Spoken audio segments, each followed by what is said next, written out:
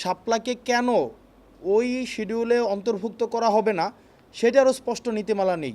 বাংলাদেশে বিদ্যমান ক্রিয়াশীল যে রাজনৈতিক দলগুলো রয়েছে তাদেরকে যে মার্কাগুলো দেওয়া হয়েছে বিভিন্ন সময়, কোন নীতিমালার ভিত্তিতে সেই মার্কাগুলো দেওয়া হয়েছে সেটারও কিন্তু কোনো স্পষ্ট নীতিমালা নেই।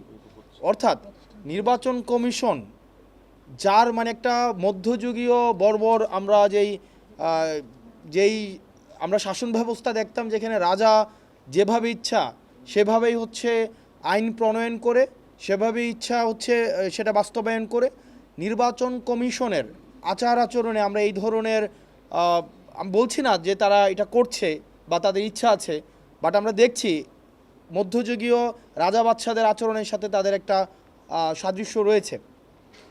এবং আমরা নির্বাচন কমিশনকে আমরা বারবার কিন্তু বলেছি যে একটা নির্বাচন কমিশন সাংবিধানিক একটা প্রতিষ্ঠান, এই প্রতিষ্ঠান অবশ্যই একটা আইনগত নীতিমালার ভিত্তিতে সেটি চলবে।